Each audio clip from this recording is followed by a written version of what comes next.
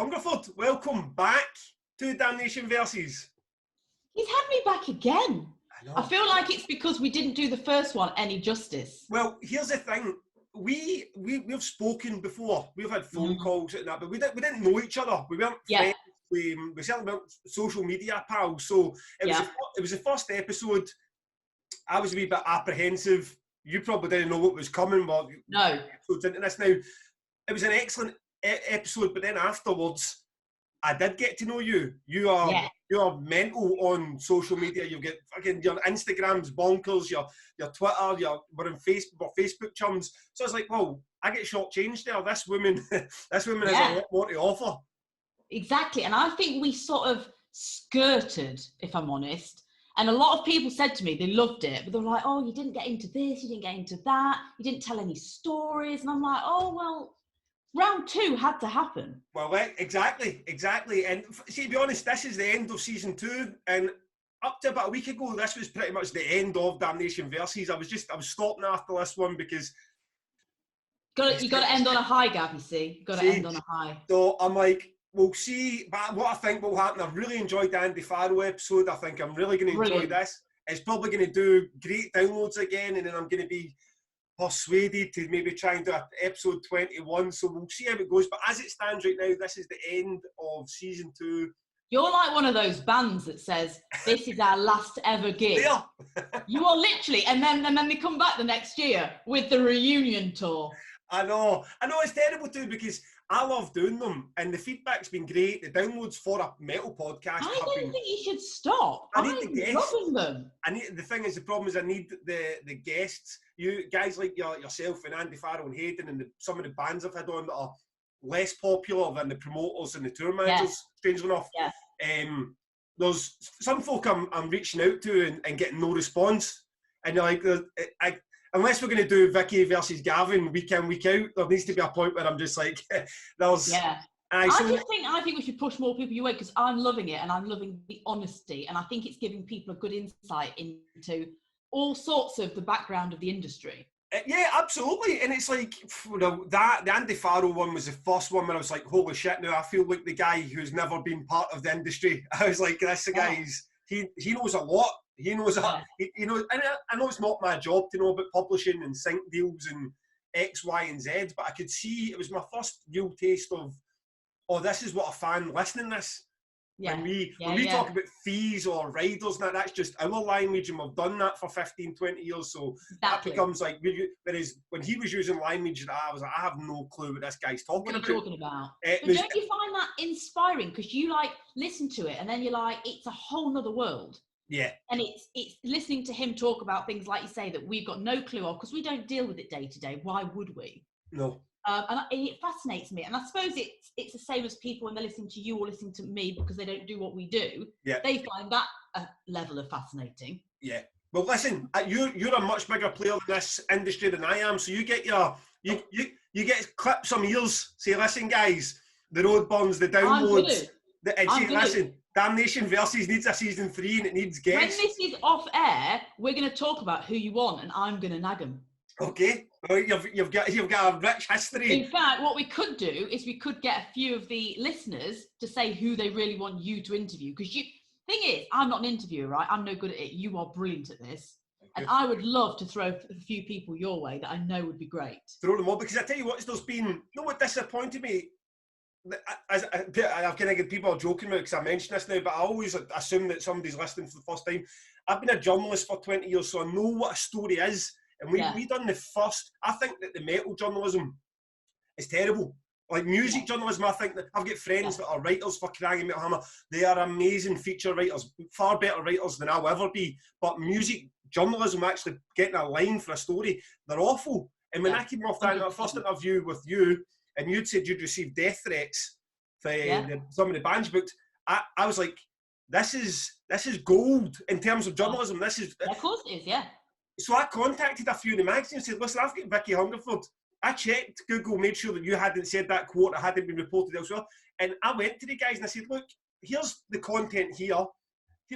The booker of one of the premier metal festivals in Europe is saying she gets death threats. There's a whole thing about sexism in metal at the moment as well. Yeah.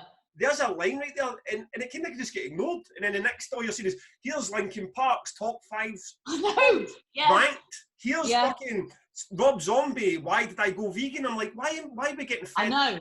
But this is why, and I hate to say it, and I shouldn't probably say it, but hey, we're on episode 2. I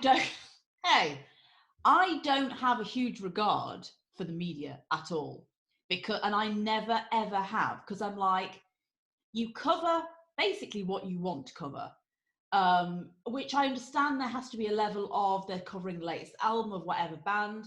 There's also a hell of a lot of drivel in a lot of the media. A lot of good, important stories are never picked up. And I don't know, I feel like there's always an agenda with a lot of media.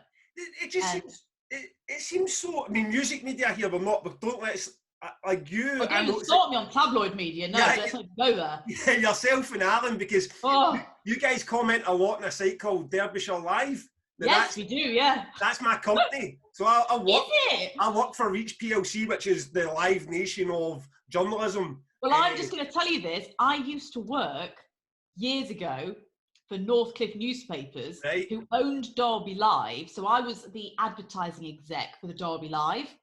Okay. No, it's a pointless thing. So the journalism, though, literally is written by sort of Sarah, age 6.5, where she's copy and pasted something from another news source, probably the Express, which tell us every year that the worst snowstorm that's ever hit the earth is about to hit England. So you're talking my language now. We're not going to go down this, because I could do a podcast just in journalism. See these live sites and what's happened to tabloid journalism that I'm involved in, the print product where you actually have to pay for. And you're totally right. That nonsense where it's just getting everything's just regurgitated clickbait nonsense. That really kills me. I'm a bit of a dinosaur, even though at 39 I'm a bit of a dinosaur in the press journalism. I still like a story to be created. You know what I mean? Yeah. Somebody go and chap a door and actually get the story, and that's what the journalists what I done, and that's what my journalists do. I don't even know why we're talking about this. Why I would talk about this? Because of music journalism. So there was that the idea of you getting death threats and no one thinking that was interesting enough to report. And then it's not into it. And then it was like Ghost Bath, the guy saying, "Oh, there's going to be lyrics in the next album." Now, you could see that on Blabbermouth, or you could see that on once it's packaged up in a press release and given to them. I'm like, but it's right here. It's Falbard. Yeah. It's like everybody talks about music, sexism, and metal, but no one really gives you tangible evidence. So she says, "Well, people try to upskirt me. People tell me to name 3 albums before I come into a room, X, Y, and Z, and we can discuss how your feelings of women in music, because I've seen your reply to it." But I was like, there was so many of these things. I'm just like, people don't care if there's any work involved. They actually go and transcribe. If they have to go out and be a journalist, is the point. They don't want to do that. So they don't want to go, here's something that could be great. I need to now go and do the work. What they want is for you, very, very right in what you're saying, is to go, here's the press release. Yeah, here's the press release, topped and tailed. And I'm like, I've even seen it with Damnation over here. I'm sure it's the same with Bloodstock. And it was like, nothing's ever added. Nothing's ever detracted. It's just like, here's what it's written, boom, slap, bang, and repackaged. Now it goes. And it's really depressing, because I think a lot about the music scene, our scene in the UK. I mean, Bloodstock's attracting 20,000 fans, Damnation 3,000 or 4,000. You've got downloads. So there's a huge industry here, and we've got a music press that's very feature-led. It's lackluster, and it's like anytime we do an announcement, it goes out on a Facebook link or a whatever, which takes them all of a second to do. But we give them a fully done press release. We've got a PR company that do our press, and the press releases, and it doesn't change. It's what they're given. That was a tangent I was not expecting to start. This is going to be like a firework. And we've only just started, Gav. Where could we go? You have been in lockdown too long. How to End Your Career in the Music Industry in an Hour and a Half by Gav and Vicky. Wait till you see how few outlets use the next press release at Damnation. You know what? The way I look at it nowadays, I think, well, it's kind of been like that for years. Yeah. Like in the you know what it's like. In the early days, you're begging press to cover you. You're begging to get in there, and it's, well, you're not big enough for us to give you this, this, and this. or we want you to pay. I got sad, and this is again in my personal career, that idea of, I mean, Metal Hammer done it to me once. It was like a repackaged pay-to-play deal. It was like, oh, we'll sponsor your festival, give us $3,000, and then they repackaged it as, this is the advertising you'll get. Like, no, I'm just paying for advertising. Yeah, don't you think that Devin Townsend coming to play Damnation, or OPEF coming to play Damnation, is just newsworthy in its own right?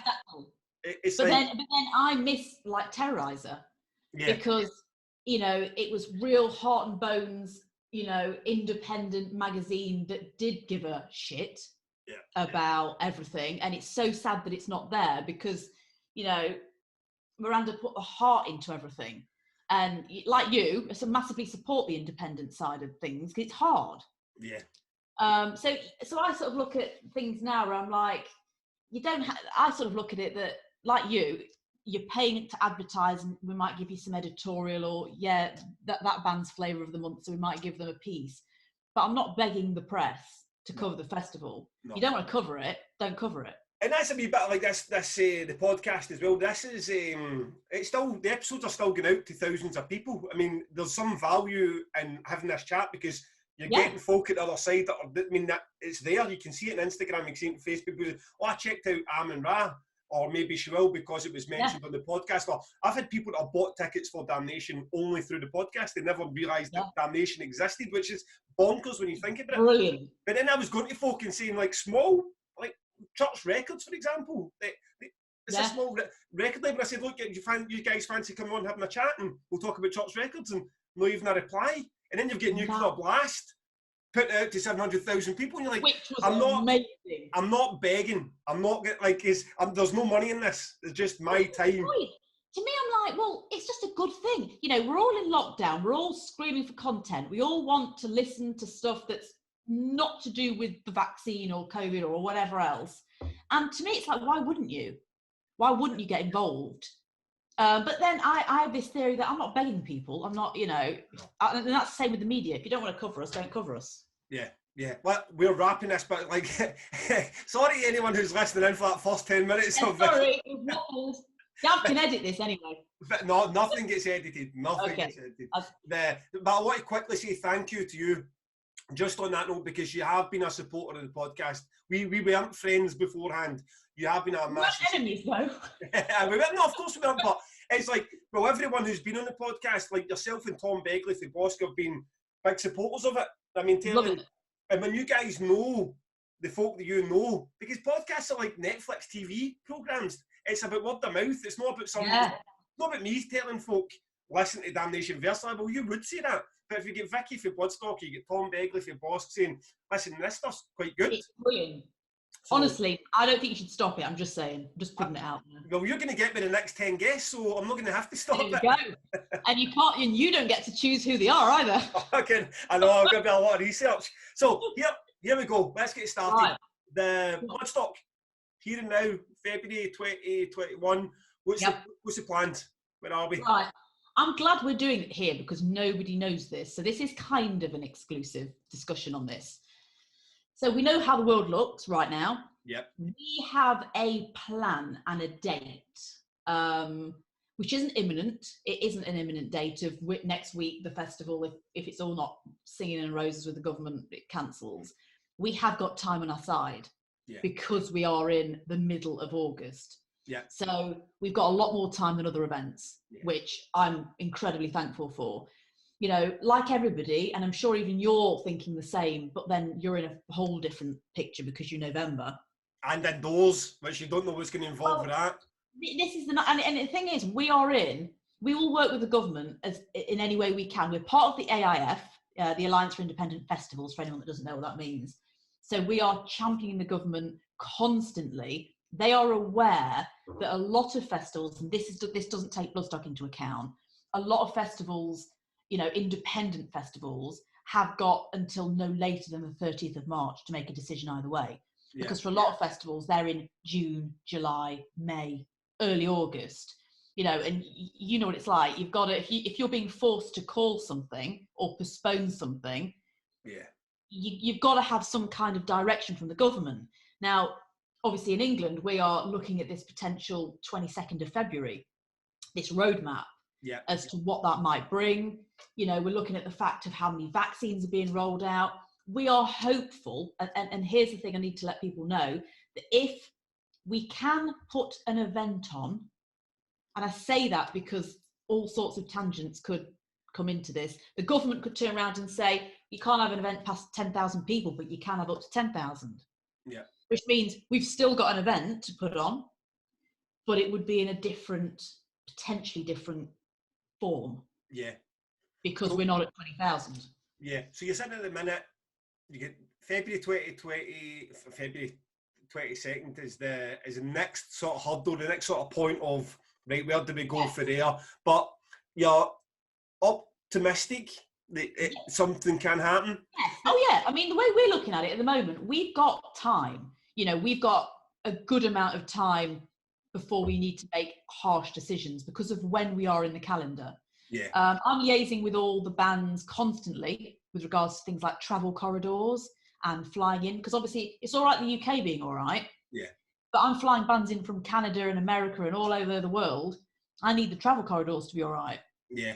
Is there, someone made this point, I thought about himself, was Andy made that point for his bands. He believes they're going to be able to tour again domestically in their countries before they can start looking at worldwide to them. Damnation's in a weird spot because usually we don't have that many American bands, but for whatever reason, bad luck I suppose this year, the fucking entire bill is American. So if you wouldn't think it, would you? It's not something you've ever had to think about. Of course not. But I'm sure there's been years been one American band, and this year it seems to be that it's 90%. So for Damnation to do a Damnation that was UK based, it could potentially work. You could get a My Dying Bride, Electric Wizard, Carcass, Orange Goblin, Anarthrak, well, if Mick Kenny was over here, etc., etc. But selling 3,000, 4,000 tickets at a push is one thing. Trying to get a Bloodstock to happen on a UK bill is something entirely different. Now, is your thinking even there yet that there might be a UK only plan B? Your thinking goes, we've got about 3 or 4 different contingencies. Right. Now, yes, one of them, I mean, because this is the nightmare. You are literally working blind. Because the government could say, absolutely, all fine to go ahead. I mean, I've heard is that the Belgian government said all festivals can happen from the 1st of July. Yeah. Which is a dream. I think it's a Dutch one, or maybe Dutch and Belgium. Yeah. There's a number of European that have said 1st of July, your festival's good to go, which would be fantastic to hear that. Yeah. So we've got all these different contingencies that we can look at. You know, the government could turn around and say, you're fine to go ahead. The government could turn around and say, you can fine to go ahead, but you can't have these artists coming in from these countries. You're fine to go ahead, but you can't have more than 15,000 or 10,000 or 5,000. Yeah. And whatever is put our way, we will have a contingency plan in place to work around it. Because we want to be able to put on an event. Yes.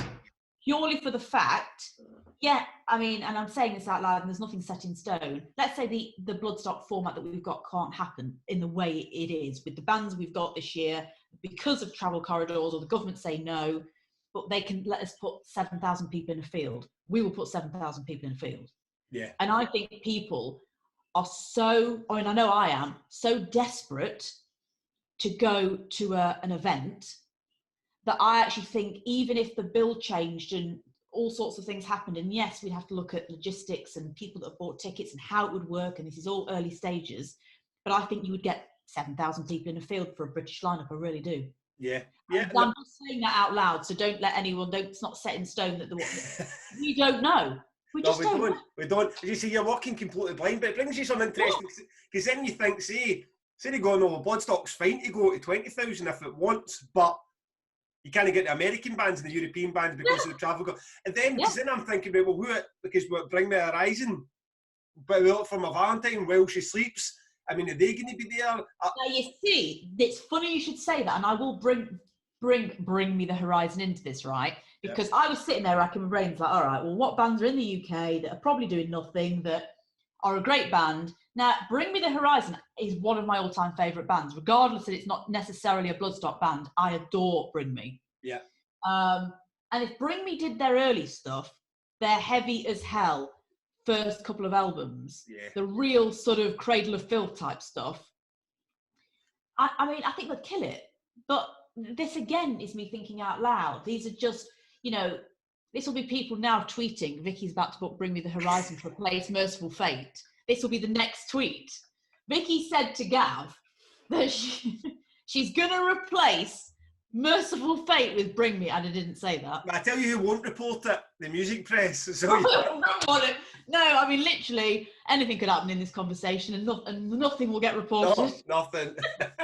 No, but Bring Me the Horizon are fucking fantastic. I do love that band, and even up to the last album, sort of when it got really soft and poppy. I mean, up to their Sepeternal and Suicide Season could still work. I mean, on a... They have got, not only have they got the show, the band are brilliant, and he is a great front man, and they've got great, it's like the Partway Drive, they've got sing-alongs, and they've got the Heavy as Hell. Are they maybe a bit too big though, in the sense of like they're a band who could headline Download at this stage? The thing is, and I've said this, I think there'll be a cracking Download headliner, but my argument is, just let's put this theoretical thing out there, that we can't have any other band from Europe or America, anywhere in the world, so we can only have British bands. Yeah. We went to Bring Me and said, well, you can't do anything else at the moment. Yeah. So you might as well come and play Bloodstock. Because you're not doing anything. Yeah. And they could turn around and go, I mean, this is hypothetical, because I'm sure Paul Ryan sat there going, Vicky, they would not do this. But I'm just hypothetically putting that out there. And then they could do a killer set for an hour and a half. Yeah. Because they wouldn't be doing anything else, because they can't travel potentially. Yeah. Or they're only doing local shows. It's just an idea, but hey, it could work. And let's face it, headlining Bloodstock's not a small show, so it's not like I'm asking Bring Me the Horizon to come and headline Damnation. I mean, you're still going to be there to the 20,000 fans, and it's they'd be good. And in terms, have you ever crossed paths with the likes of that same ilk of bands, the While She Sleeps, the Architects, the Bullet for My Valentine's? Or... I mean, Bullet, I've been offered a number of times, and here's the thing. I think they'd work on the fact, this is kind of like when we book Trivium. It's the tail wagging dog, as I often say. So the minority of haters are so vocal that you would believe the entire festival didn't want the band. Yeah. And I think they'd kill it. I think they'd do a cracking set. And yes, we would look at those bands because we are a metal event. Yeah. And our job is to try and get 20,000 people into a field. Yeah, I remember we are blessed. This island is blessed with talent. I mean, you've already got your Bill Skindred, Paradise Lost, Orange Goblin. Yep. There's a lot, as I see, you get the Carcasses, Electric Wizard, My Dying Brides. There's a lot, Ackercock. There's millions of bands you could stack. It's just there's not a lot of those bands that could fill the top slot. I mean, then you need to start to get to Bullet for My Valentine. Otherwise, you go to Iron Maiden, or you go to huge, and that is too big. But the thing is, like you say, if you said, well, all right, we're going to do a best of British Bloodstock, and that's just, because we've got to, we can't do anything else, it would be killer, because we have enough talent on this fantastic island to do that. Yeah. I genuinely believe that we could do that, and it would be brilliant. And then we do become enemies because we're fighting over the exact same. And we can share, because sharing is caring. Listen, we need 2 gigs. So for our own mental health, we need 2 gigs. Only 2 events this year. Imagine if it was just Damnation and Bloodstock. Yeah. Hey? I mean, you've got to believe people just come to both because they need it. Iron Maiden say they're going to play Bloodstock because they've got nothing else to go to. I might just hit these bands up and say, look, come on. What else are you doing? What else are you doing? Forget it. Come on. This would be great. Yeah. So is there a deadline for you guys? I mean, you don't need to get an exact date, but is there a month that you guys need to know what the government's thinking? There's a month, and to reassure people, it's not imminent, which is good. So there is a month that we're working to in our minds that we need to have this, and this in place. We have a team of people looking at infrastructure. So should the government drop a bombshell and say, right, yes, your event can go ahead with 7,000 people, we've got about 5 different plans in our mind. Okay. Ready to go. But we just sat here like we all are. Wait, and the thing is, we know on the 22nd, the government aren't going to turn around and go, okay, so they're going to talk about schools and the pubs. That's it. Yeah. And they're going to talk about, they do not care about the music industry. The music industry has been, I mean, and even for myself, a fraction of the issues you guys are dealing with. Just this in February already, looking to November, like, well, do I need a plan B British lineup, or is it going to be that even if a festival outdoors that can have 5,000 or 7,000, okay to go ahead because it's fresh air? Is Damnation definitely not going to happen because it's indoors? Or, I mean, is there any sort of guidance to any of it? And I feel like, because what's happening now is you're making announcements, and as you say, the tail wagging dog is, you just see the, oh, for fuck's sake, that's not going to happen. You might as well can't. You mean 2023 smirky face, and you're just like, oh, these people. I know, and you know what frustrates me, but I get it because I try and sit on the fence, is I see a post, we'll put a post out of something positive, and they'll go, I don't know why you're bothering. You know it's not going to happen, and it probably won't happen next year, so it's 2023. And then I'm like, oh, God. You get some people come in to do it friendly, but you might as well just post, you are an idiot, why bother? I mean, you might as well just post it, because that is what people are saying. You're like, you're here, you're trying to piece it. You don't know the answers. I don't know the answers. We're in the hands of our governments and scientists and vaccines and God knows what else. You're just aiming for something positive, and then people are coming in and be like, idiot. Yeah, exactly. That's how it reads to me. But you know what, right? We were a year, obviously this has been a year pretty much now. And I think, but we have now got light at the end of the tunnel. We have got a vaccine rollout. Whatever way you look at it, we've got good drugs, we've got a vaccine rollout. The world is now under a vaccine program. So we aren't going to be, as every week and month that goes by, I'm trying to see the positives, that's another however many hundred thousands of people vaccinated worldwide. Yeah. You know, and whatever way you look at it, we have to at some point start moving the world again, moving to start opening things back up, because we as a country can't afford it. Yeah, no, of course not. I mean, it's no point to, exactly. I don't want to get this into a COVID. No. We'll talk about fun stuff. I've got, as is tradition for the end of a season, I've got some bubbly. You've got some bubbly. I've got, I mean, it really is Diet Coke, but at least you made the effort. At least you made the effort. I made an effort. I've got like wine glass. Even my husband, when I got the wine glass out, went, "You don't drink." I went, "I'm putting my Diet Coke in it." Well, I've got two. One for you, one for me. So the first one's very honourable of you. That's a Glaswegian. That's a Glaswegian day. Glaswegian in you, that is, isn't it? So let's lighten the mood. Since the last time we spoke, you started this cracking wee feature on your Instagram, Heavy Metal Stories, which folks seem to really get on board with. So let's pick out a couple. Well, my favourites anyway. You had one about a disrespectful band that came back to an empty restroom. So tell me about that. Basically, I have to really be careful of this because I'm going to drop who the band is and what happened. But a few people know this. So a few years ago, we had a band that the deal was done to play Bloodstock, exclusive, you know, and when things like that are done, you know, you can't then just renege on it. That's not how this works. Yeah. So then they came to me a few weeks afterwards to say, we've had a really good offer from another event in the UK. And the way that the event had sold it to the band, which again is a shitty way of doing it, is our headliner, which was quite a big headliner, has asked you to play on the bill with them, right? So this band was told by the other festival, we want you, and so does the headliner, which is a real like, nah, come on. Right. Has the headliner really asked for that band to play on the bill? Really? So the band, I sort of dug my heels and said, well, no, you know, and obviously they didn't want to. So I said, well, we'll drop your fee by half then. No, we're not doing that. We want the full fee and we want to play another event. I said, well, no, you're not having your cake and eat it. So no. So it was kind of dealt with. So then when the band get to Bloodstock and they get on stage, they opened up their, you know, hi, we are so pleased to be playing at, and they named the other festival. And then they looked at the crowd, looked at, you know, the crew, went, oops, sorry. And then they got a round of boot. Now, I was incensed because I was thinking, you're now taking the piss, basically. Yep. We treated you so well. We've given you everything you want. You got the money you wanted. you tried to renege on a contract, which I clearly said, no, why would we? So I did no more than go into their dressing room, which was beautifully furnished with everything that they requested. I took the entire rider out. There was about me and 4 other people whilst they were on stage playing.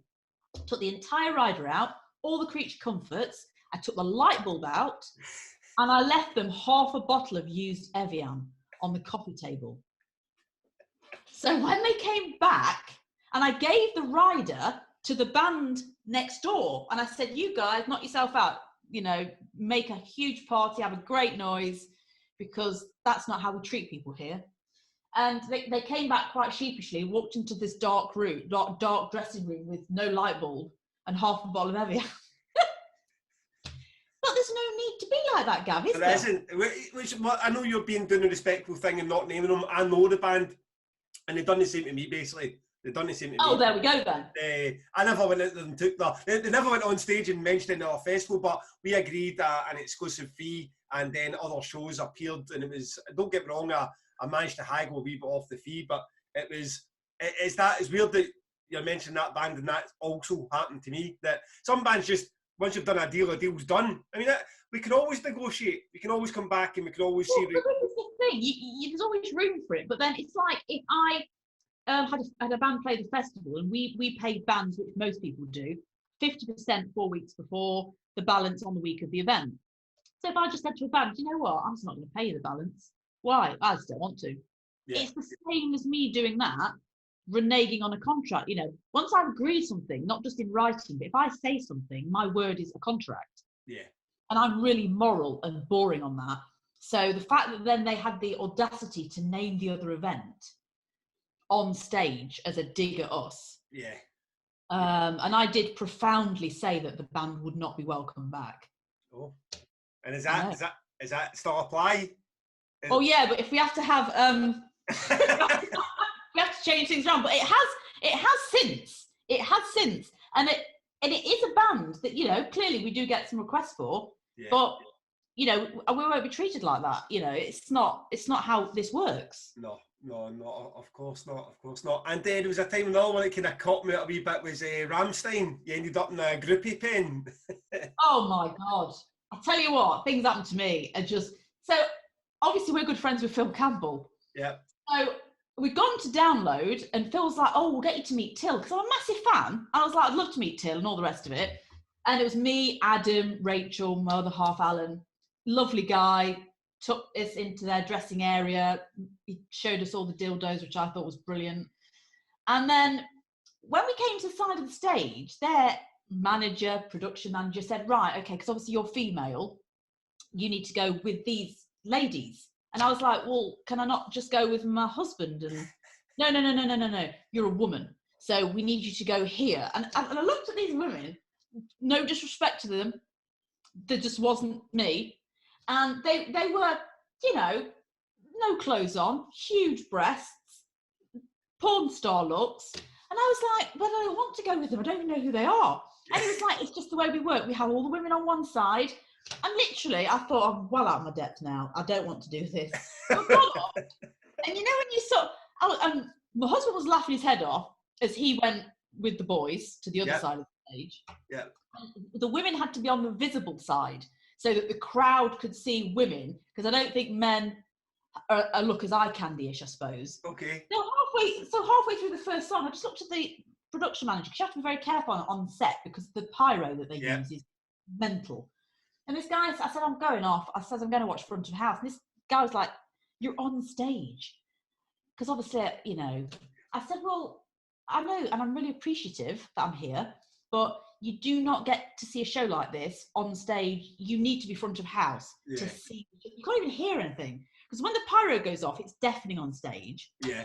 And it kind of just, I don't know. I mean, me and the groupie scene I've got my opinions on it all, but it was just being stood there with these Barbie doll, clearly groupies. Yeah.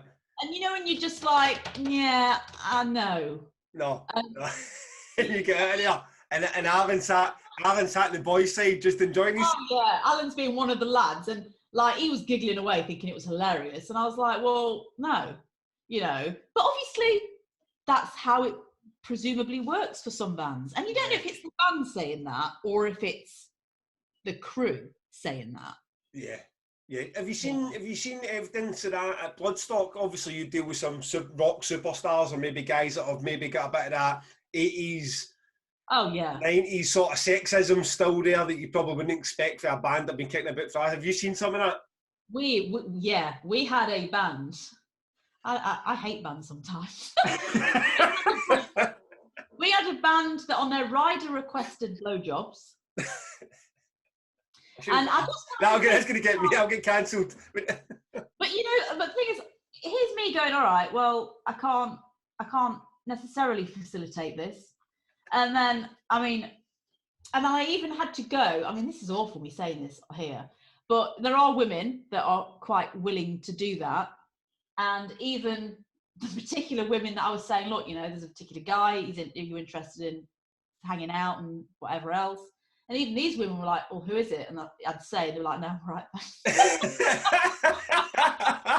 No, I'd rather not, if you don't mind. And the best, I don't know if I did this on the last podcast, but one of our headliners about 3 or 4 years ago, maybe longer, went up to Alan, my husband, and said, yeah, one of the band members would like a blowjob off her.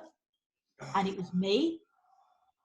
And Alan just went, yeah, hang on a minute. So he pulled me over and he went, Vicky, this is such and such. Vicky's the promoter of the festival and she's my wife. You have never seen a guy so mortified. I'm going red, listening to it. I know. But the thing is, and you know, we've had a big headliner where their mistresses came to the event. Then we had to get them very quickly removed from site because the wife was coming. Oh, Jesus. Within an hour. That's and I'm too much. It's too much. I struggle with drum changes. I'm like, you know what, a fresh backdrop? I'm like, fuck, do you really need a fresh backdrop? You know, just fuck it. I mean, I know we're laughing, but there is a sinister side to that, and I probably... I'm very moral. So the problem with this, it doesn't sit with me because I think, on a serious side, if it was my husband and he was in a band and groupies were there and all that, you know, it would be awful and no woman should experience that. So I get very moral. So I've actually pulled groupies out of dressing rooms because I know that said band members are married. So I'll intervene and they're like, oh no, it's fine. I'm like, no, it's not fine with me. It's my backstage area. You leave. Yeah. Because I don't, you know, it's also have some respect. You know, these women, have a bit of respect for yourself. Aye. You don't be doing that, and if you're doing it, you're not doing it on my watch. Yeah. That's bizarre. It's hurtful because there's never been a band member that asked me for a blowjob, so I don't think you're doing it right, Gav. You know what I'm paying too much.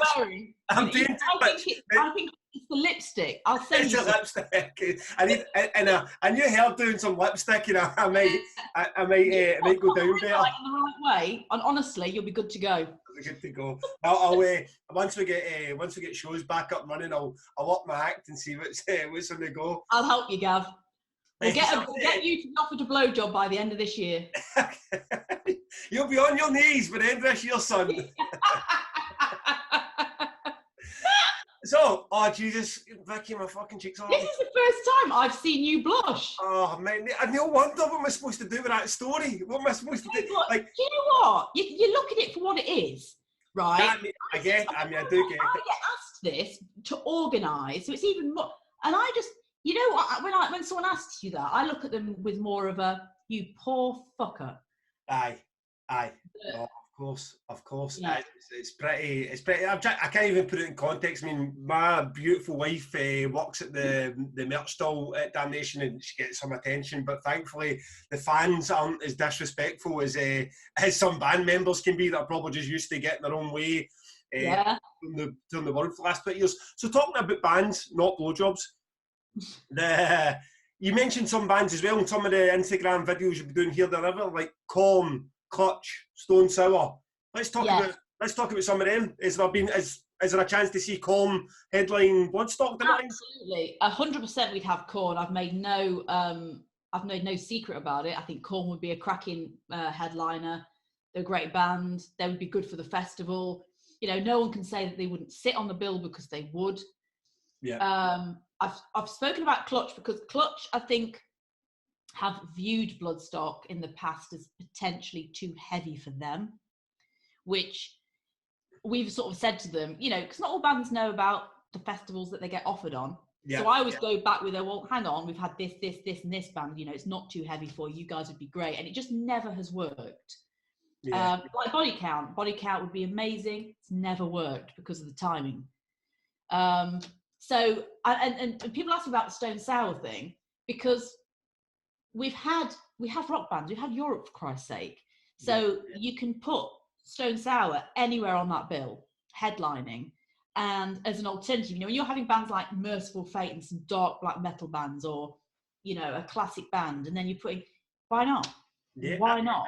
It seems a surprise to me anyway. I mean, maybe it makes the way that I view power metal different from a power metal fan, but I find that music quite soft. Yeah. Well, whether it's something you enjoy listening or not, it's not something, if I was Clutch, I'd be looking at any of these, a Freedom Call, or you've got a band called Glory Hammer that are playing, or Hammerfall. That wouldn't be looking at them saying, oh my God, I couldn't go on a stage with them because that's too heavy. Now, I feel that Stone Sour would sit amongst our likes, I don't know, Paradise Lost or Orange Goblin, or these guys as well, thinking that you're listening to some radio pop band. So I'd say, when the last time we done the podcast, I mentioned the 3 headliners that I'd love to see. My dream headliners of Bloodstock would be A Perfect Circle, 9 Inch Nails, and Deftones. Yeah. I never gave you the opportunity to say, what would your 3 dream headliners, maybe bands you've already booked, what would be, if Vicky Hungerford's 3 top bands that she can choose, availability. Oh, yeah. That is so cool and unprepared. I would have thought about it right here. I know you are, that's so cruel. Do you know, I don't know, because a lot of the bands that we've had, like, for example, Partway Drive is one of my favourite bands, so wrongly, and I get with Bloodstock, we have to facilitate the different genres, so we can't have 3 Partway Drive type bands headlining on 3 days, because that just wouldn't work. We'd get too much grief. You can only do that with 1 day. Yes. And I think a lot of the bands, bar Korn, a lot of the bands we've wanted, we've been lucky enough over the years to get. I couldn't say who my 3 would be. Without that upset, we're going to go, well, so let's say Korn's 1. What about the headliners? Like, was Slayer something? Is Slayer like, that's the perfect band for Bloodstock, but it's not per se the perfect band for Vicky? I mean, I book a lot of bands that are not for Gavin. You know what I mean? Yes. So Slayer I like as a band, and you know, I have no issue saying this. It was one of the most successful bookings we've had in the respect of tickets and fan reaction, and it's Slayer. So we'd been nagged for Slayer for so long, you know, and Mike Latronico and Pat Dickinson from the management and the tour side of it, they are the nicest people to work with, as are the band. Yeah. Slayer are not my favourite band. They're not one of my favourite bands. I think not the problem with me, that sounds an awful thing to say. I think I'm from, and this is, me and my husband argue about this, I grew up in the listening to grunge. That was my era. So Pearl Jam, Nirvana, Soundgarden, that was me. So my husband was Bay Area thrash and nothing else. So he doesn't even think grunge existed. He thinks that it's not a thing. Yeah. So, you know, my dream bands, if I could have, for example, Pearl Jam, we'd never have them at a festival. They're huge. Yeah. But what was Soundgarden though? I mean, Pearl Jam will do their own stadium tour, but Soundgarden won't. So no. Is that one of those bands that it's manageable, possible, or is not? Yeah, no, it is. And I think this is the thing. We have to, as a festival, as we're evolving, I don't want us to just always be recycling headliners, because we are at the level, we're not trying to attract 100,000 people. We're trying to attract 20,000. Yeah. So I've always done this thing of, and it's cliche and it's corny, but the festival is the headliner as opposed to X band. Even though we have them as headliners, you're coming to the event because there's so many bands you want to see. You know, we don't want to blow all our money on X band. Yeah. So, yeah, I think it's a difficult one. And there's so many bands that people throw at me. And when I've mentioned Soundgarden on TikTok and Instagram the other day, and Korn and Stone Sour, and even I mentioned I'd love Ugly Kid Joe on the bill because they're one of my favourite bands. Yeah. The messages I got of, oh my God, please make that work, which was surprising because you sometimes think you're going to get a lot of hate. But I think people are so receptive to the fact that it's like we had Mr. Big, you know, and whatever way you look at it, they're a great band. They did a great set. It fills a gap of what people want. Absolutely. You know, I've said to you before, and I hate to say it, power metal bands don't sell us the tickets. They don't, and like, I've got that issue with death metal. Like, the problem is, like, in the death metal fans are the loudest. You probably get a wee bit of that with power metal fans that I don't see at all. And death metal fans, like, we booked the Incantation to play, and I must have read about 8 comments that said surely Incantation should be headlining Damnation. And like, I get it. A legendary death metal band have probably laid down the roots for all these bands to come after them. Yeah. I understand. But the last time we played Glasgow, there was fewer than 100 people, and I'm not saying that to insult the band. I mean, I've just booked them. I believe in the band. But Rollo Tomasi played Glasgow and sold out the same venue, so no one's calling for Rollo Tomasi to headline Damnation. But just because a band's legendary, or because you think they're the best death metal band, they're not going to sell out Damnation, and that's why they are where they are on the poster, and why they're happy to be there. But then we have this with a lot of power metal bands, and obviously I won't name them, but I have agents come to me and say, X power metal band's about to play a sold out 5,000 capacity show in London, or one-off, and I'm like, okay. Well, firstly, it hasn't sold out yet, because I know the ticket capacity is probably a fifth of what you're telling me. And secondly, so based on that, they're one show that's maybe doing 900 tickets in London, and London is irrelevant because it's London. Yeah. You now think that they can headline a 20,000 capacity, and now they want 5 times the fee that you wanted last year. So how has that changed? Yeah. And the problem with a lot of power metal, because they're so big in Europe, in Germany and places like that, and they can headline Wacken and other major festivals.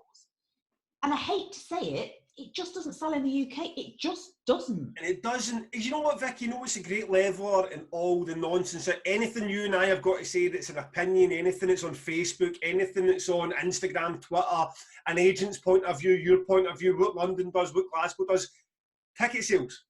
Yeah. Ticket sales are where everyone finds their reality. You know, there's no, when agents go by ticket sales, promoters go by ticket sales, because there's no fudging the numbers. It's just, if 62 people go to your show, and that's where you're at. 62 people were willing to go into their pockets and spend their night to come and go to your show. And I don't understand sometimes why you get that with power metal or death metal. Oh, but this death metal band, Belfagor, for example, I've got 300,000 Facebook follows. I'm great, and they're a great band. I'm not denying it, but they're not worth 20 grand because they're great. They're big in Poland. You know what I mean? Exactly. And I've done that in my 2 Death Fest festivals. I listened a wee bit too much to the noise. Yeah. Booked too many of the bands. Don't get me wrong, didn't lose a fortune, but they didn't make money, and I'm not promoting just to sit and lose money. So that was my lesson. And after that, I had my go-to answer for every death metal fan. It says Autopsy should headline Damnation, or Devourment should headline Damnation. Like, I tried it. Immolation terribly. Immolation played the second Death Fest. We sold 500 tickets. You're trying to tell me they should headline a festival trying to sell 4,000 tickets. Mm-hmm. It's not true. Doesn't matter how good you think of. Point. We had Avantasia one year. Yeah, I was there. I was there for that. It was horrible. I don't want to insult you. It was fucking horrible. And do you know what the worst of it is? They headlined Wacken. So you go, I went down that rabbit hole of, well, you know, the argument is they've headlined Wacken, you know, we've all done it, Gal, we've all done. Yes. You know, special guest in Bloodstock, you know, the fee was hefty. And it didn't get a good reception. The fans walked away mid-set and, you know, whatever. And don't get me wrong, I mean, I'm nothing against the band. It just didn't do it for the festival. Whether or not it just didn't sit in the UK. And we found as we've got bigger, the power metal bands are still commanding phenomenal money. Like, they'll come to me and I'm just like, I mean, you asked me, and it wasn't a power metal band, you asked me what the most expensive band has ever come to me and said, we want this. Well, I had a band come to me and say, we need 1.1 million. I'll have to tell you off record who that was. And the thing is, I've got this figure in my head of, about 100 grand, right? So 400 grand, you know, break it, and you know when someone says it and you go, so what did you say? And like, I literally stood there for about 4 minutes, like open mouthed, like, and this was the manager saying, well, this is what they want, you know, and I'm like, why? Oh man, I know. Listen, I've never been keen to press people on any names of bands, because that would not be fair to anybody when it comes to fees. But are we talking a power metal band that you would have thought were a bona fide headliner for Bloodstock, or were you just really fishing? No, this wasn't a power metal band. Oh, sorry. I have had a power metal band come to me that, in my opinion, is probably worth about 10,000, and that's a good fee. And They've come to me and said, we want 100. And I've gone, not here, you're not going to get not here. But the thing is, and then they've never played a festival over here. And I'm like, well, does it not absolutely chew your mind, though, when a band comes to you and says, so I'll get a band to come to me and say, look, wait, say it's 10 grand or 20 grand or 30 grand or up to 50 grand. And you're thinking, right, okay, that's clearly not going to work for the slot or what you do here. And then you see them play a tour. And like, let's take the power metal, for example, because we know the in Wacken and maybe at Hellfest or a Grasspop, a Delane or a Freedom Call or a Hammerfall, 50,000 people going absolutely crazy, but they still come to Glasgow and it's still 300 cap venues. So I know. Does that not, like, why is the disconnect? What's the disconnect here? Now, Biffy Clyro are a massive band in the UK, but they accept when they go to America that they're playing 600 cap venues. They accept that. They're just Scottish guys who are massive, who can fucking headline Download, but they know when they go to America that they're not the band that can headline Download. They just accept it. Why is it when we get these, I get this with thrash music, we don't book a lot of thrash because everybody wants headline fees. Yeah. The German bands think they're playing Wacken, the American bands think they're playing whatever the fuck's across there, and they come in and say, we want 15 grand. And I'm like, but you just played in Glasgow to 100 people. I send them, because I get so frustrated, I don't even know why I bother. I send them the last tour they did over here, which was probably a year, and I go, yeah, but can we just talk about, because all these rooms are like 150 cap, and I'm trying to go in without disrespecting the band, but I'm like, because these rooms are 150 cap, that's the cap of the room. That doesn't mean you sold 150 tickets either. Yeah. So you might have sold 60 in some of these venues. So why are you asking me for 50 grand? And I'm like, well, you know, that's what we want. Yeah. Well, that's all. I had a headliner that played Bloodstock. This is how frustrating the industry is. They played Bloodstock 1 year and we paid them, I don't know, I think it was 150,000 or something like that. And then the next year, a couple of years later, I thought, I'll go back to them again because, you know, they were great and all the rest of it. Maybe we could look at them again. And they put another 100 grand on the fee. So I want 250,000. And I went, why? And then the agent just replied, just because. Don't ask me why. I know, and it makes me do that. And then I have to shut the computer down, put myself into a darkened room and play some classical music and remember that life isn't that bad. Yeah, I mean, that's a great link to what I want to ask about agents and booking agents and managers. When we first spoke, that was the first episode. I kind of knew the kind of things I wanted to get into, but we had a promoter versus promoter kind of bit of chat. And then since, I've done another 18 episodes, and I've had a lot of that agent stuff, and the listeners have really, they've enjoyed that relationship that people don't even think about, that once you're friendly with an agent, suddenly his roster becomes available to you. I mean, it shouldn't be that incestuous. It should be more of a, what I thought it would be is if you're a bona fide event and you can go to someone else and say, I have the money, I have the experience, will your band be available? They would be available. The truth of the matter is that might happen sometimes, but a lot of it is once you've got relationships, tend to get their bands, and the bands that you don't get are the bands that you can't seem to like open a door with another agency. Even when the bands you think they would have an amazing set at Bloodstock or a Damnation. So tell me a wee bit about your experience with booking agents and managers. Over the years, over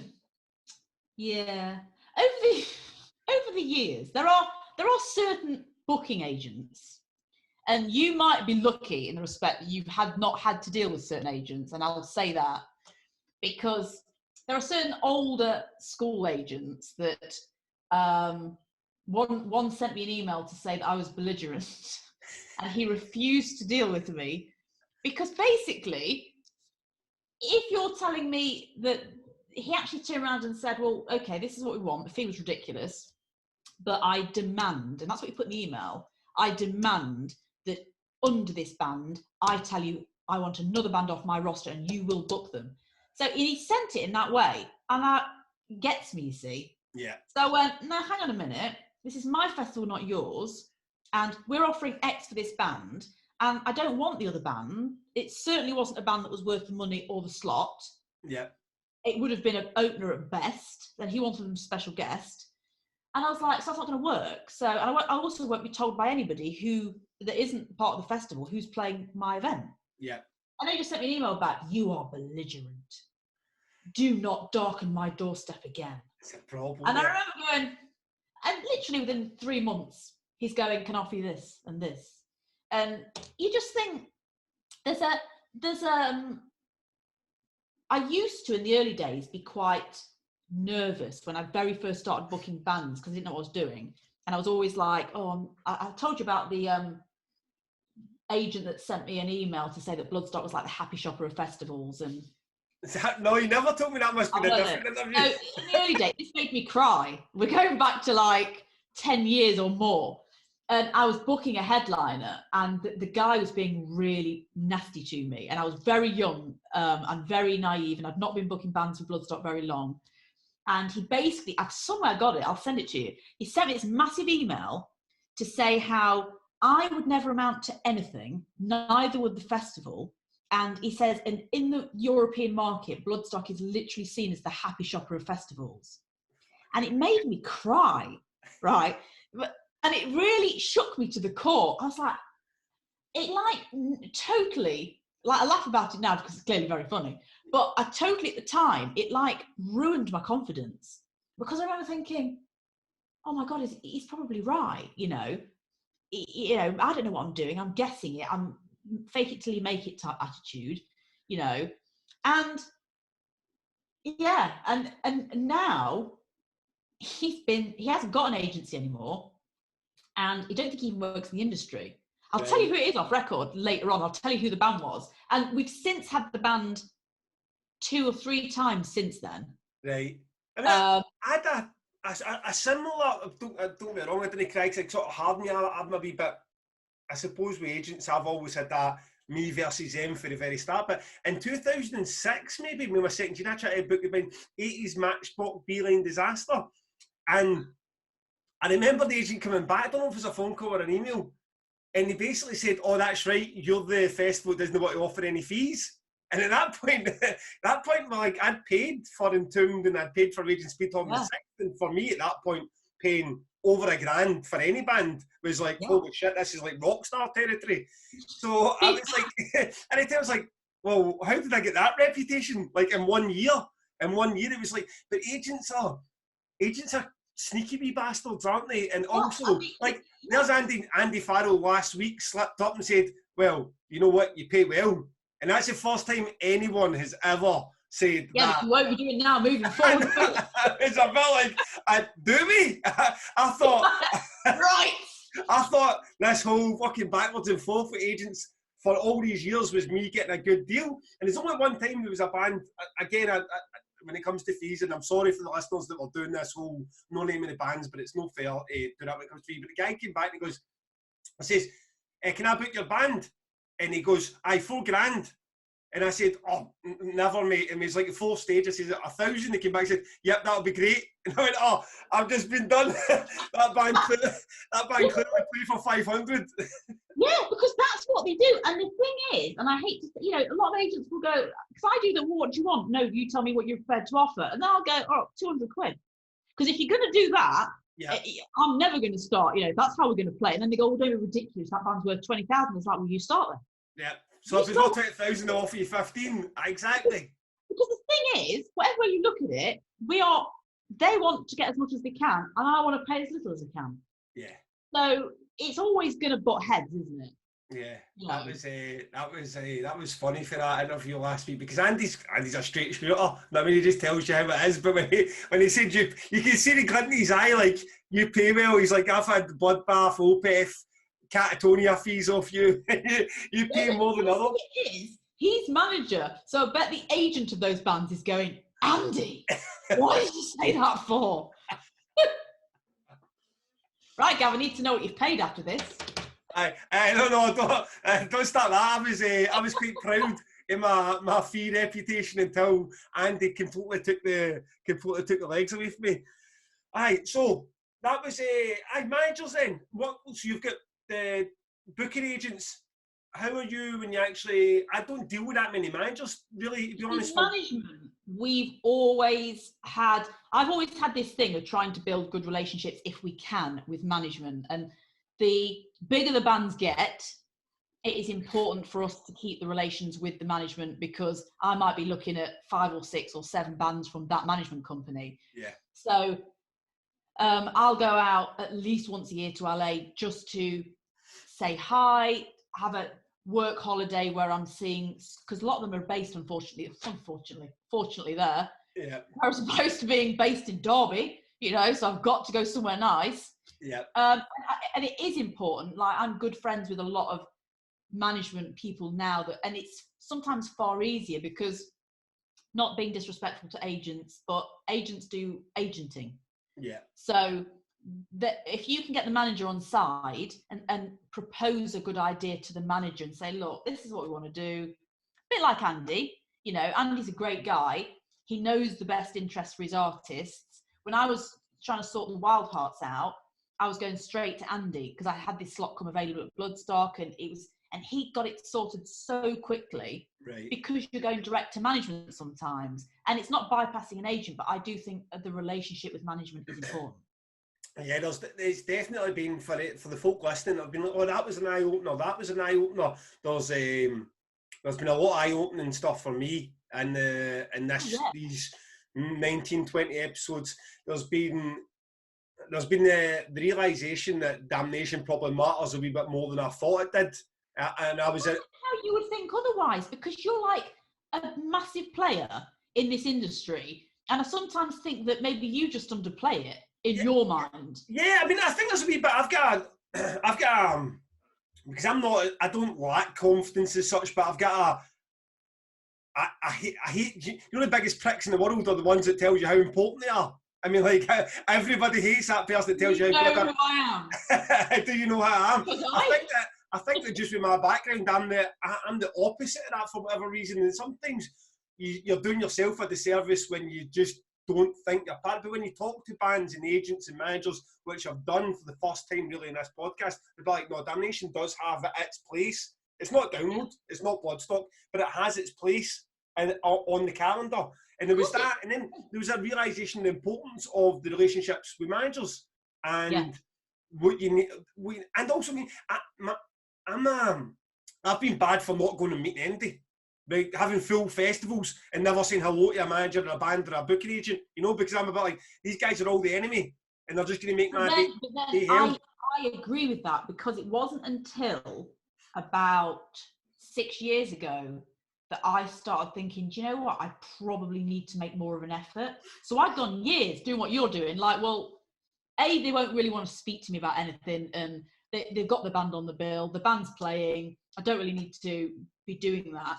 And then it was only about 5 or 6 years ago, my husband was pushing me, says, you really need to make more of an effort with your managers and when they're at the festival, because a lot of these people as well, like at the event, we'd have people flying in from all over. Yeah. just to see X band playing because they were the manager. Yeah.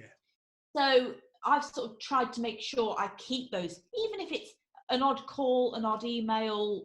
If you're about, go and see them at another show. Because what I do tend to do now, if there's other shows in the UK, I'll find out if managers are going.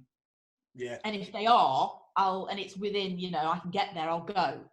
Because that way, at least I can show face, say hi. And it's a nice thing, I suppose. It matters. It matters. Well, look, Yeah. in the space of 20 episodes of this, like there's stuff happening behind the scenes with Damnation now. Like I'm getting sent records of bands. There's people inviting me to festivals. I mean, the festival Portugal invited me the other day to come across with. Like, it clearly matters. Like having that, rather than just being like, oh, you know what, we do our event and we do it well and we sell out and it's great. We go down and we have a piss up for a day and then we go back to our real lives. Then move, like just roll over to the next year. So there's been a learning curve for me just in doing this about the importance of having relationships with guys like yourself, guys like Andy Farrell, guys like the fucking tour managers and agents we've had on. It's been really good. But the thing is, I think, and I hate to say it, we as a festival were quite insular in the way we thought about things. So a bit like you, we kind of thought, well, we're just this small little family business that really doesn't have an effect. We only happen once a year, so we haven't got much else to be shouting about or talking about. And we kind of played, I agree with what you're saying about the important side of it. I suppose we played down the importance of, well, no one's going to really care. And then it was when I started going to certain events, sometimes the industry events, just once a year that would happen, like the ILMC or whatever, I'd be like, this is really important, this little bit of networking, as much as it's not my bag, because it's out of my comfort zone. Yep. It's worth doing. And I remember going to a management company in America, and they actually turned around and said, you are one of the only festivals in Europe that's even bothered to come into our offices. And I kind of, at the time, felt really like, oh, you know, and he said it just makes a difference. He said, you know, you're dealing with us all the time on email. Yeah. To meet you and to have a sit down, because you know it's like, email's impersonal, and sometimes I can deal with somebody, never ever speak to them on the phone because everything's done by email. Yeah. Well, that's absolutely those relationships link me quite nicely to the next question, because what annoyed me, or as a fan taking Damnation or any sort of experience in the industry, is relationships that management and booking agencies have got with promoters, i.e. Kilimanjaro and Live Nation. So you go to download for 20 years and never see Nine Inch Nails. But it's on his field would be kicking about for 3 years and Nine Inch Nails would suddenly show up. Now, I understand it's because there's a lot of contracts in place and promoters that are working with certain management and booking agents, and that's these bands are showing up at these events rather than the other event. Now, that's fine for those events, but how does that impact Bloodstock where there isn't that touring industry around about it? Do you have bands that will not play Bloodstock because they're pretty much exclusive to a Kilimanjaro or Live Nation? Yeah, I mean, and I've had to have conversations with Andy Copping. So, for example, I'll have booked a band and then find out, as soon as I've booked them, I'll have a confirmation date, and then it'll be like, oh, the agent will come back and say, unfortunately, they've just announced a tour with Live Nation that will be happening after your festival, but they want to announce the tour first, and it's now an embargo on your announcement. Right. Now, this is where relationships come into it. Yeah. Because it's then me going to Andy and saying, look, Andy, I do need to announce this because they're our headliner, and it's the cohesion then between Andy and me. Yeah. Because the industry is such that agents, managers, and people like that play each other off against each other. Yeah. So, you know, playing a festival against another festival is the way of the world, worldwide. It's far better than if I can go to you. If someone says Damnation says this, I'll go to you and say, Gav, have you said this, or can we do this? Yeah. Now, sometimes you'll go to me, well, I did say that, and we can't do that. And other times you'll say to me, no one's even mentioned it to me, Vic. Yeah.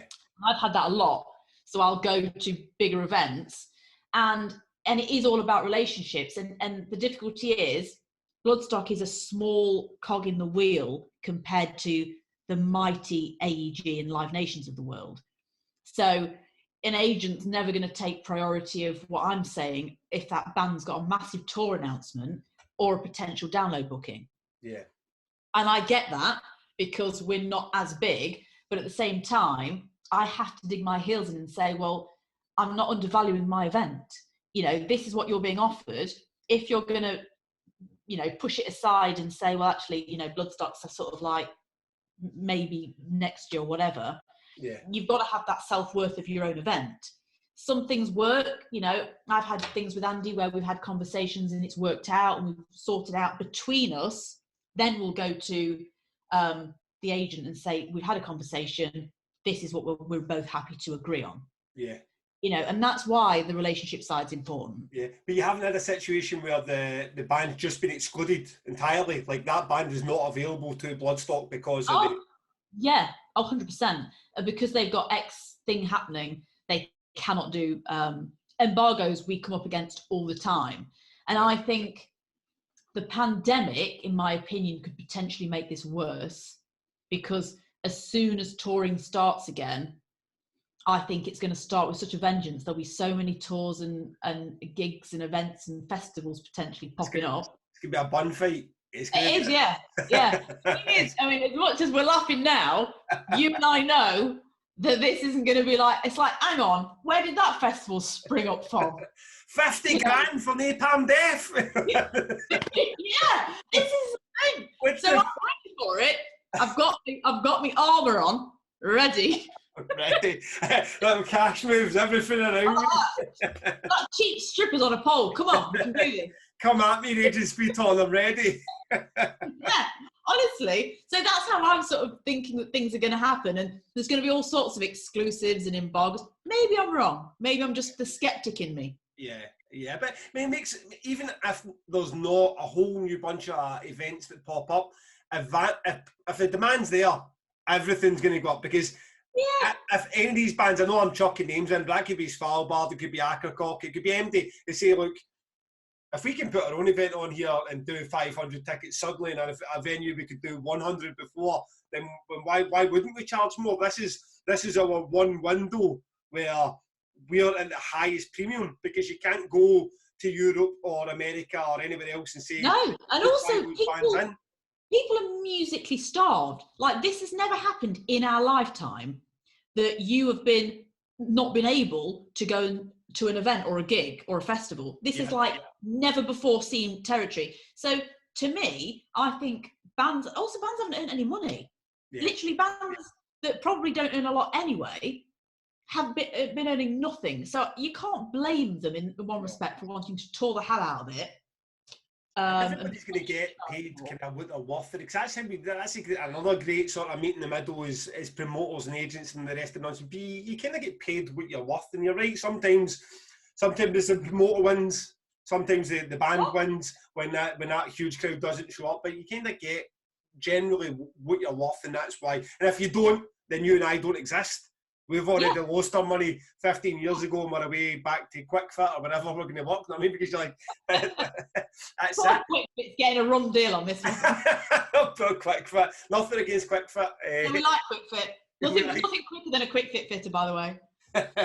So, we work in there's an overlap with a Damnation Festival and a Bloodstock in terms of the bands that you and I will both book, Devin Townsend, Creator and Opeth. But then there's a leap to the Bloodstock headliner, your Alice Coopers, Slayers, Rob Zombies, where you're a whole new level. So tell me a wee bit about this sort of fun question time. Tell me about some outrageous rider requests that aren't blowjobs, or what you had to do. I feel like the blowjob's getting a hard time. I feel like the blowjob one's so good. What have we had? We've had, feng shui a dressing room completely, otherwise the band member cannot enter the room. Right, okay. And the thing was, I had to go into a book with the artist liaison girls and be like, okay, I don't know enough about feng shui to ensure that mirrors have to face a certain way and things have to be burning and little frogs with little coins have to be facing the right way. That was interesting. Yep, I can imagine. Had bands requesting cubed ice swimming in water, but the ice must be cubed. I mean, you sometimes think They're just taking the piss. They're just taking the piss. But, and I do sort of say to the management when they come on site, you know, is this, and he's like, no, this is the case, you know, all white drapes in the room, must have lilies on a vase and white drapes as they come in. And then, you know, then you get the production managers who've had 5 months to advance the show. Yeah. And they decide the night before, so we had a Sunday headliner, the production manager came in at 10 o'clock on the Saturday night when the festival was obviously mid-going, and said, yeah, our headliner now wants these toilets. I'm like, the site's been built. I now can't get cranes and things in the middle of an active festival. Yeah. Yeah, but he wants this. I'm like, but you've had 5 months to advance this, and you're telling me the day before. Yeah. And what happens in a situation like that? It's just not possible. Well, the request was they wanted an exclusive toilets, showers for their compound, because we have like artist compounds. So we had to then put barrier fencing and split I mean, it was a headache, but it frustrates me because it's like, well, could have done that months ago. Store managers inept, you know, you've had 5 months to advance a show and you didn't tell us something as critical as that. Yeah. At what stage do you need an artist compound? At what stage does it become that your artist is so big that they can't be with other artists? Main stage. But I mean, like, just your headliner, one of these ones where, because you hear it about like Red Hot Chili Peppers, Leeds or Red, whatever, where they've got a full bit, or Kings of Leon, where it's just their own sectioned off. No one else in the world can be there but Kings of Leon and crew. Do you have headliners that have requested that? Yeah. We had it with Slayer, we had it with the Scorpions, we had it with Priest. Most of the headliners now request their own compound. Right. So their compound will be like, no. So and the thing is, this is the other thing. So you've got your artist area, because obviously no one gets to see this. So you've got your artist dressing rooms in each cabin. It's all, I mean, we literally carpet them, sofas in them. They're beautiful. They've got mirrors. They're all draped. They are gorgeous. Yep. And that's for all bands, not just the headliners. Yep. And then the compound has like 4 cabins. So it's a private compound with all fencing, Harris fencing. And then they don't want their compound to be viewed. So we even have to put material over the Harris fencing. Right. So no one can even see into their compound. It becomes that whole... And then they have their own security guard on their compound entrance, so no one can walk into that area. And sometimes, you know, I get it. I do get it. You know, do you need 5 cabins yourself? Do you need your own area with your own picnic table? And what's the big one? The one where it's been that. How many cabins you've needed? Has there been a case where there's just not this amount of square footage behind? Oh yeah, we've had ridiculous requests. I mean, we've had not only compound requests, we had a headliner request that they wanted suites with hot tubs and jacuzzis and all sorts of things. And we were like, you're in Burton. I can assure you there are no hotels within anywhere in Staffordshire that are after what you're looking for. And then we had one band, which really pissed me off, headliner again, that requested their own, so they got their own compound, which is fine, but then they wanted like an entertaining area. So we set up a backstage area with a bar, with somebody, you know, serving drinks, with tables and stools and all sorts of things, fully manned the entire time they were there. They never used it. And we'd set up, I know, this is the thing, we'd set up so much stuff and they had this, so it ended up like, I was like, oh, fuck it, I'm going to go to the bar, you know, because they're not using it. And it was like a private bar, it was me sat on my own thinking, and this poor guy who's been stood there as the barman with not one person in there, and you just think they're asking for it because they can. Yeah, that's the truth. That is the absolute truth. Again, back down to my level of reality where that doesn't happen. But just the riders, sometimes you're like, okay, we're gonna swallow this one. We're gonna put the 5 bottles of fucking Grey Goose in, or we're gonna do that X, Y, and Z, and they leave. And it's not the bands that fly in. Sometimes you get the band that they show up and they play Damnation, like, oh Jesus, 2,500 people at the main stage, and this is incredible, and they milk every second. Sometimes you just get the bigger bands that's kind of their existence. They've done Bloodstock, Whacking, Grass Pop, Hellfest, Ozfest. They come to Damnation and they've asked for kind of the same things, and you put it all out there, and they've showed up 10 minutes before the artists themselves, like a crew, have been there all day, making sure everything's ready for they come in, they do their show, leave, and the dressing room's almost exactly as they. It's like nothing's been touched. Not an apple. Not a bottle of vodka. Nothing like. We but fucking. Then it's wasteful because of like. Well, I get it. Like we've had. The nicest bands: Gajira, Trivium, Partway Drive, where they come in and they're like, "Oh no, is there any way we can just maybe? Is it okay if we have like a plate of sandwiches?" And they're the sweetest people. I'm like, "Of course you can. Do you want anything else? No, maybe a bag of crisps." I'm like, "Oh, I could cuddle you." And there are so many bands like that headline or special guest or a high up, and they just don't want to put you out. Yeah.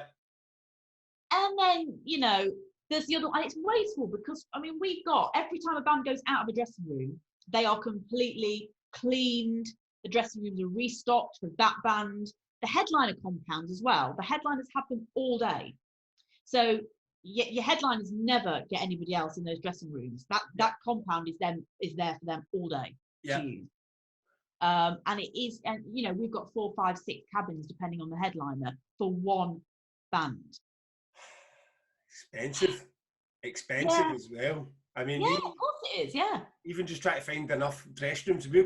That's the one thing about being indoors. You can have that sense of luxury, and for a dressing room because it's already pre-planned. But trying to get that stuff into basically build a wee village behind your main stage. You know what? But then I always liken it to this. I went. My husband does freight, and this is completely off topic, but this always makes me laugh.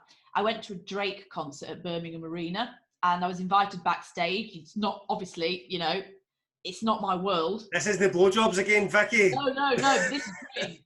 So Birmingham Arena, Drake wants everything to look like his house. Now you've got to try and facilitate this. So you go into one room, they've carpeted, drapes, chandeliers, sofas. He's got a barman on tap. He's got a gym in the other room that's full, and all this this entire stuff, backstage stuff, has to go from one arena to the next on a UK. And I walked in, and I sort of said literally, it made every headliner we've had put together look like nothing. And I'm just walking in, and they've got.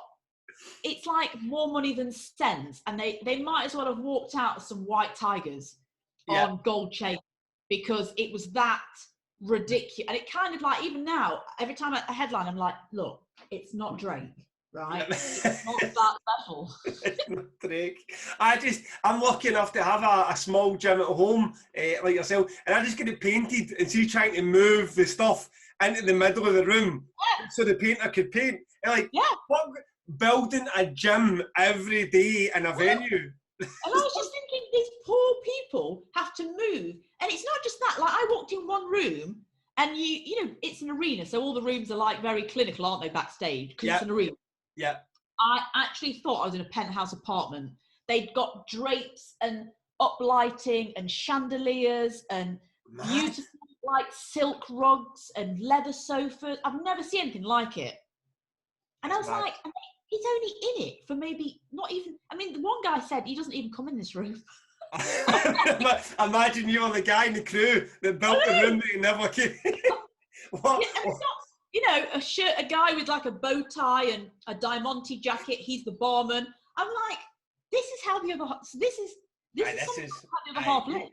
I can sit and complain about my 5 packs of smoked salmon in the fridge, and you can complain about your 5 cabins, but it's not Drake and his gym. Just always think, moving forward, it's not Drake. It's not Drake.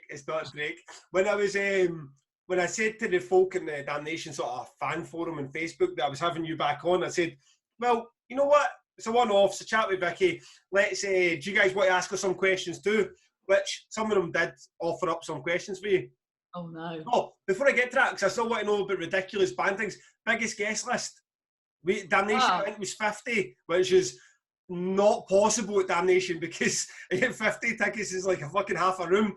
So we had 80, and then they wanted 24 parking spaces. And it wasn't. And again, I can tell you who it was. It was a band, like a mid-card band. Wasn't even a headliner. I did for Andy Copping one year, which always makes me smile. I gave him his own parking space, and I put leopard print and pink. And then I literally made it all Diamante for him. I've got a photo of that somewhere. But he didn't request that. That's that again. Good relationship, Vicky. I'm learning. And I showed him. You see, bit of leopard print goes a long way. I bet it does. So 80, you know what? I thought you were going to say something ridiculous like 200 guests, but no, probably. We had 80, and then they wanted like 20 car parking spaces, something like that. And again, what you say about what they don't use, like see the band that asked for 50 guest tickets for Damnation, and I said, listen, guys, let's go with 10. I mean, they'll use 7. You know, it's like it's sometimes it's just that. Here's what we've had at whacking. Exactly. So this is. But then they don't scale it down to the fact that, well, I'm not 100,000 capacity festival. Yeah. And also, you're potentially, different position on the bill. So yeah. I mean, we do have a set main stage amount of tickets you can have per band. Yeah. So a band would normally get a maximum of, depending on the size of the band, 10 guests for the main stage. And then if they are mid to high end on the Sophie stage, they'll get maximum of 3 or 4 to 5 guests. Right. That makes sense. It makes sense as well. So I just because I noticed that I hadn't asked about the guest tickets. So these unfortunately miserable bastards were online. So when I asked the questions, I was like, I was expecting some fun, and it was pure Brexit miseries. Oh God! So, I knew this was coming. So Brexit. Like, here's my take on Brexit. It's a shit show, but whatever it throws at us, we'll deal with it. If it's an extra tax here, if it takes an extra visa here, it's really going to damage the prospects for very small bands that their own fees are only £200-300. Yeah. It's not going to make much difference to the bands that fees are £30,000. But ultimately, in the short term, Damnation's going to swallow it, and then we'll figure it out. So it's not going to be the reason that Damnation stops happening. So what's your take on Brexit? It's not for Bloodstock either. I mean, we're looking at it the same way you are. Bands might need more carnets, which is paperwork when they're coming in and out of one country to another. So they might need a carnet for every time they go in and out of wherever, which is not something that's necessarily going to affect us. There's potentially going to be more paperwork, but whatever it throws at us, these bands aren't going to stop touring and coming over to the UK. They're just not. The UK is such a big scene for bands. So I've had people say, well, what happens if American bands or European bands don't want to come to the UK? Well, they will. Yeah. And whatever's thrown at us, we'll deal with it. Yeah. And after Brexit seems... Brexit smacks it. Fucking coronavirus is absolutely destroying the scene. Brexit sounds like a welcome fucking reprieve.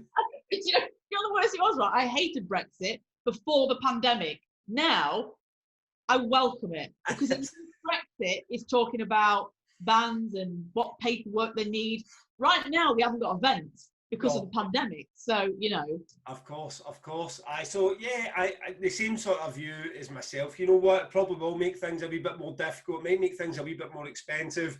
If that expense gets spread across any sort of audience, it might be an extra £1 on a ticket or whatever it needs to be. That's something we're going to have to, we're having a democracy. That's what happened, and that's what promoters are going to have to live with, and that's what live music fans are going to have to live with also. So, and that's that one. Someone asked about a restricted Bloodstock if government allowed, but I feel like you've addressed. Yeah, I mean, we will address it, and if it happens like that. We don't know, but yes, we will look at that option. Yeah. And then someone also asked and this is not a negative podcast, and I'm not a negative guy, but if it gets postponed one more time, are you of the opinion of some festivals, let's roll over one more time with these bands, or are you like it's time to start again, 2022? No, I mean, I've been asked this a lot, and I'll voice something else that I'm asked a lot about, which I think is a concern for the public, understandably, but it's not for us. If God forbid we had to postpone again, and I am saying God forbid because I really hope this doesn't happen. Yeah. I would look to, again, roll the lineup over. Again, I mean, amazingly, most of the bands rolled over. We have had bands approach us to say, which has been great, should your government not allow us to happen this year? So bands have actually come to us, particularly high up bands, just so you know, we would be happy to roll over to 22. So that's already been cleared up, if you like. Yeah. Which I thought was lovely that bands have even gone there, because they know that we're all in the same situation at the moment. Now, if that happens, that happens. I would look to roll over and potentially, if we can't get certain bands, we replace them. I mean, I've got to the point now where whatever is thrown at us, we can deal with, because we have no choice. The other thing that people are asking me at the moment is, well, if the festival had to postpone and roll over, can you financially survive? Yeah. And it's a fair question, because fans are, you know, it's a better question than this guy came up with. Well, yeah. I mean, but the answer to that is yes. Yeah. We have been very, not smart, we've been very careful over the years. So should the worst happen and we have to postpone, we can survive it. And I know that that's being asked a lot of us, because a lot of other independent festivals in other sectors, folk festivals and small pop festivals and whatever, have put out there that if they had to postpone again, they couldn't survive. Yeah. Yeah. Which, you know, you and I both know, I mean, it's a horrendous thought for other events. I mean, one of the stats was about 80% of independent festivals could not survive another postponement. Yeah. You know, that's terrifying. That's festivals across the board, not metal festivals. That's just like... And also, I've made this point, and I try not to repeat myself too often in these podcasts for the poor bastards I've listened to all 20. But there's a full mechanism of tour managers, bus drivers, sound engineers. 2 years for these guys is not going to work. They're going to find something else. And once you've found something else in that security and not being stung, are you going to come back? Are you going to say, I'm going to go and drive the bus again once you've got your job? Let's say QuickFit seem to be the heroes of the day. Hey, sponsored by QuickFit, by the way. You've got your job at QuickFit, you're paid, you're looking after your family, your mortgage is getting paid. Do you really want to take that chance again and dive into a bus to become a sound engineer, to do whatever it is you need to do? And I'm not being flippant about this, and it's like when these guys go, is the bun fight now about the bands, the big bands that have managed to survive, or the Bloodstocks or the Damnations that have managed to survive? It's like, is the bun fight now just getting the people that are qualified to put on the same shows that we've been able to do? That is going to be the bigger issue. We've talked about this in-house with regards to crew for bands. You know, no one's been able to survive this long financially. And the problem with the crew is a lot of these people are self-employed, they don't work for X company, they couldn't qualify for furlough schemes. So they've been left high and dry. So agreed, if they've now gone and got another job doing whatever that gives them security, the industry is going to gradually come back. They're not going to suddenly get this massive tour again that's going to pay them what they used to being paid. Yeah. And I know big tour managers, working for huge bands, that a couple of them have gone to do things like become estate agents, and they're like, it's totally out of my comfort zone, but I've got to provide for my family. Of course. I always feel a bit of a fraud when I talk about these situations, because I'm not in it. I mean, but I understand it, because I can see, because I know so many people that are in it, that are in that exact position. I mean, Tom Begley, again, we'll go back to him, he's cooking. It seems like a fantastic chef by all accounts. So, but he's going to hopefully go back to being a tour manager for At the Gates or Converge or whoever, and playing in Bosk, and his career will hopefully pick back up where it left off. But what if you're no Tom Begley? What if what if you need to just provide for kids and a wife, and or your wife needs to... And also, what if all you've ever known is, I mean, I've got tour managers and people like that work in the industry that they don't know anything else. So for them to necessarily go and get something else when everyone's looking for jobs at the moment as well, firstly is tough, but it's just a different world. Yeah. And I've seen so many people, I mean, I know it sounds dramatic because people look at the music industry, we'll just go and get another job. And I hate that because I think it's not a job, it's a way of life for the majority of people. Yeah. You know, and that's why I hate the way it's belittled with it. Well, the music industry, you know, I see posts that people put out how promoters and festivals and gigs, they're all being selfish wanting to come back. You know, it's only music. And that pisses me off because I'm like, it's livelihoods, it's mental health, it's venues, it's everybody that works in this industry, it's all the companies that supply to us, you know. And we've had to, you know, because a lot of the companies that we use to supply Bloodstock for our infrastructure are independent suppliers. Yeah. So a lot of them have actually come to us to say, just so you know, your event's going ahead this year, we can facilitate it still. We haven't gone under, you know. And the fact that they've even had to do that is insane. And depressing. Insane and depressing. And also, listen, however many people listen to this podcast or watch this podcast, no one will agree with the saying it's only music as well. No, and that winds me. I mean, I remember someone I'd commented on something and someone was like, you know, you lot are being selfish, nagging for music to come back when people are dying. And I'm like, no, it's not us nagging for music. It's the industry has had no support. I said there's 240,000 people that work in the music industry that are jobless in the UK alone. That's not worldwide. Yeah. You know, it's one of the most, from a financial point of view, the income it brings into the UK alone is phenomenal. Yeah. And it's now, and we were the first to go and we're the last to come back. Yeah.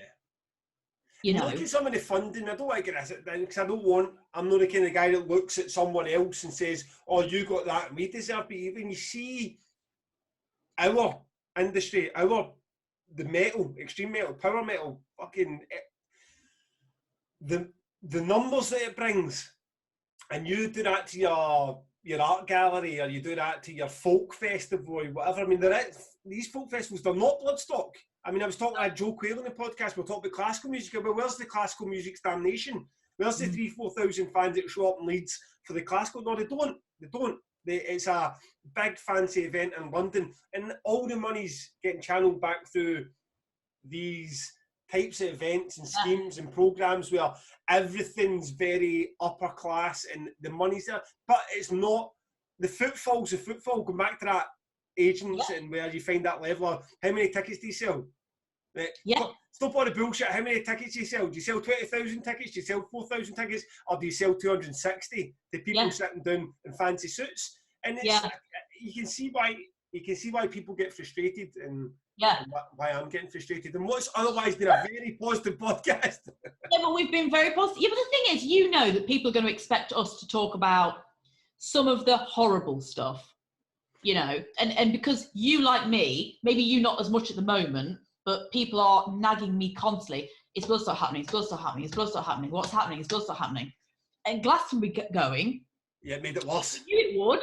I mean, yeah, but at the same time, they start their build at the end of Feb, beginning of March, because they're so big. They're like 250,000 people. So they're on a scale that's so phenomenally huge that, look, you know, that was inevitable in my eyes. Yeah. But I look at it that events later in the year, but then what obviously happened with that is it creates this snowball event of everyone going, well, you've got to be cancelling then. I mean, if I put anything on Instagram now or TikTok, I guarantee I get at least 4 or 5 posts a day where people are going, when are you going to cancel then? Yeah. So when are you cancelling? Yeah, which is tiring in itself. I mean, just that dragging it, because you're making no money and I'm making no money from pretending the event's going to happen. The ticket sales they're either getting refunded or rolled over. Yeah. Like you're not getting richer, I'm not getting richer by pretending a Damnation or Bloodstock's going to happen this year. You know, we're just hoping. This was the thing last year, because people were going, you know, they didn't tell us because they wanted to take our money. Well, no, because no one's buying any tickets. Because no one thought the festivals were going to happen. And the problem is we couldn't cancel it earlier than we cancelled it or postponed it, because we had to follow all the guidelines. We had to wait until and the second we knew that we couldn't go ahead, it was postponed. And you were given the option of rolling over or getting your money back. Yeah. So we're not sitting on, you know, like you say, we're not doing the postponement or cancelling an event as late as we physically can because there's a financial benefit to us. No. We're doing it because we're trying to make sure that, is that the last resort? Are there any ways we can make this event happen? You know, and obviously last year, I mean, when it all kicked off last year in March, I was like, oh, by May it'll all be over. Pandemic was COVID moment. COVID moment. And all I kept saying to people was, do you remember Ebola? It's same as that. Swine flu, no different. How very wrong. Exactly. Listen, let's say, you said the last time I had you in the podcast, I asked you for an exclusive. You said that I sort of sandbagged you a wee bit. It was a surprise. And if I'd given you notice, you give me something. I did give you notice. So have you got anything for us? I don't know. Now, this was the thing, right? I spoke to my husband about this. I went, have we got any exclusives that, like, Gav could be made aware of? And he went, well, no, not really, because we've not been doing anything. So, in a way, talking to you about the timeline of postponements, because people have nagged it, and we've not made it public about what our plans are. And me talking to you as well about potentially, if things had to change, we have got these backup plans. No one knows that. No one knows we've got 3 or 4 potential ideas in place, ready to go, should we still be able to have an event, but not in the shape that it is now. Yeah, that's my exclusive. That's my exclusive. Nobody knows that. I've not spoken about it. It's nowhere. It is, and I said to my sister, I had to ring Rachel because she's very politically correct. I said, I'm going to talk to Gav about this, and I'm going to tell him that we've not discussed this with anybody. And she's like, that's fine. And she says, I like Gav. Gav's good at the way he does things. So there you go. Rachel. And Rachel says no to everything. Rachel, God bless you. God bless you. You'll make a blush. You'll make a blush. Vicky, this has been great. You are solely responsible for a Damnation season 3 happening. Because you got to know, because now I'm going to get some people to do it with you that potentially you might not like. Right, listen. But might challenge you, Gav. Fuck, I hope so. Bring them on. Bring these motherfuckers on. Honest to God. I'm like... You in like a fucking outfit with like gloves, gum shield. I was ready. Somebody said to me, because it's not that I was ever shitting in Temples Festival, but Temples Festival, when it came out, it kind of, there was a real arrogance that like Damnation never existed. It wasn't like Damnation had already been gone for 13 years. Temples was the first event that ever came. And somebody said, why don't you ever get the guy for Temples? I'd fucking love to speak to the guy for Temples. The thing is, why would you not? How good would it be? And exactly. I just think the industry is so small that it shouldn't be like that. Right? At the end of the day, it doesn't need to be. But no, it doesn't. What I think, what I was looking for, especially with booking agents, like, here's my view. I'm like, see if there's a booking agent out there that wants to say, here's why you're wrong. Well, that makes good communication. Oh, don't worry, I can find them for you. I can find them. And I think everybody will agree with me on this. I have honestly, because I don't always get like the full hour and a half to watch them in blocks. So what I'll do is I'll watch like 20 minutes in the morning when I'm getting ready, and then I'll come back and I'm having a bath and I'm watching another 20 minutes. And they are brilliant. And it's enlightened me in so many ways, on so many different things. And I just stop now, I think, would be a crying shame. Yeah, and listen, to everyone listening who does enjoy them as well, it's not because I don't have the time or I think that my time's too valuable, but I enjoy them, but I'm not going to do them with no one to do them with. You know what I mean? Don't you worry. Don't you worry. I've got your back. Here, did you used to be a drummer in that band? Any chance you can talk to me about drumming? No. I think we should just try and up the ante a little bit. We should try and get some people on here. Bring them all on. Let's do it. You're so good at it, and you tend to bring out I think you bring out the best in people. And I'm not just saying that. I do generally think you also bring out people to be honest, because it's a bit like a safe place here. I feel like we're not talking to all these people that might potentially listen to this and still say that I'm going to replace Bring Me the Horizon with Mercyful Fate, which is going to be the next thing.